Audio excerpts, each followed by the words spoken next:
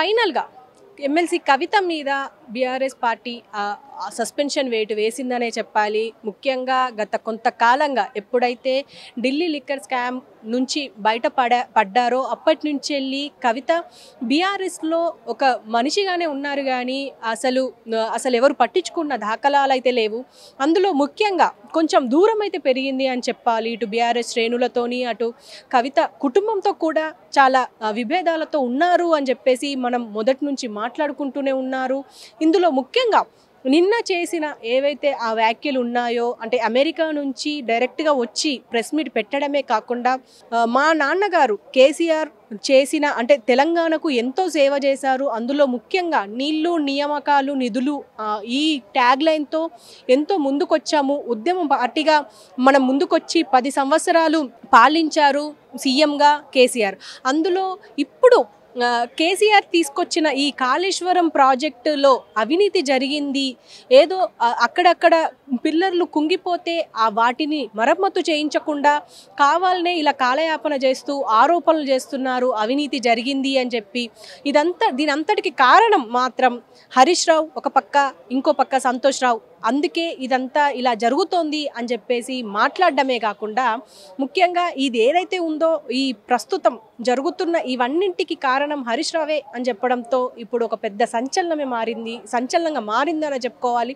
అది దీనికి సంబంధించి అంటే పార్టీకి సంబంధించి ఇలాంటివి వ్యాఖ్యలు చేయడం వల్ల పార్టీకి నష్టమే తప్ప ఎలాంటి ఉపయోగం లేదు కవితతో అని చెప్పేసి ఇప్పటికే ముఖ్య నేతలు బీఆర్ఎస్ ముఖ్య నేతలు కావచ్చు, మాజీ మంత్రులు కావచ్చు, ఎమ్మెల్యేలు కావచ్చు, ప్రస్తుత ఎమ్మెల్యేలు కావచ్చు, వీళ్ళంతా ఫామ్ హౌస్కి వెళ్ళి అక్కడ వాళ్ళతో పాటు అంటే కేసీఆర్ని కలవడానికి చాలామంది ముఖ్య నేతలు వెళ్ళారు. అందులో ముఖ్యంగా ఇటు పల్లా రాజేశ్వరరావు, కేటీఆర్, అలాగే జగదీశ్వర్ రెడ్డి, అలాగే ఇటు హరీష్ రావు కూడా వెళ్ళాల్సి ఉండే కానీ హరీష్ రావు తన కూతురు యూకే అడ్మిషన్ కోసం అక్కడికి వెళ్ళారు. అందువల్ల ఇప్పుడు ఆయన లేరు.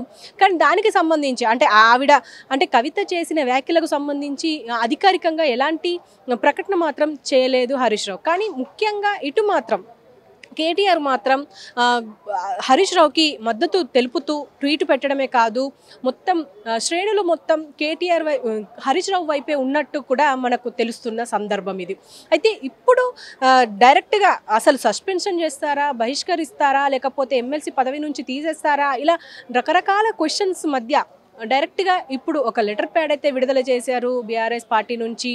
అధిష్టానం ఇప్పటి నుంచి ఎమ్మెల్సీ కవితను పార్టీలో ఉంచుకోవట్లేదని చెప్పేసి సస్పెన్షన్ చేస్తూ ఒక లెటర్ని విడుదల చేయడంతో ఇదొక రాజకీయంగా ఒక దుమారమే రేపింది అనుకోవాలి. అయితే ఇలాంటి వ్యాఖ్యలు చేయడానికి కారణం మాత్రం ఖచ్చితంగా సీఎం రేవంత్ రెడ్డే అని చెప్పేసి ఇప్పటికే చాలామంది నేతలు చెప్తున్న విషయాలే. అయితే దీనికి సంబంధించి ఇంతకుముందు కూడా మనం విన్నాము, దానం కూడా అంటే ఎమ్మెల్యే దానం నాగేందర్ కూడా దీనికి సంబంధించి అంటే సీఎంకి ఇలాంటి ఏం అవసరం అని చెప్పేసి కూడా మాట్లాడిన సందర్భాలు. అంటే ఆవిడ రాజకీయ లబ్ధి, ఆవిడ లాభాల కోసం ఆవిడ మాట్లాడారు కానీ దీనికి సంబంధించి అంటే సీఎం ఎందుకు ఉంటారు అన్నట్టుగా ఏదో లైట్గా మాట్లాడిన సందర్భం.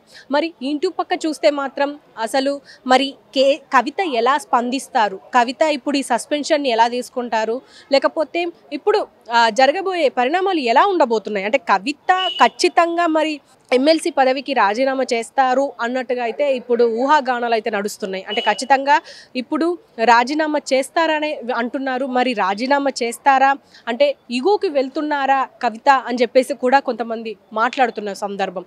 మరి ఏం జరగబోతోంది, కవిత ఈ సస్పెన్షన్ ఎలా తీసుకుంటారు?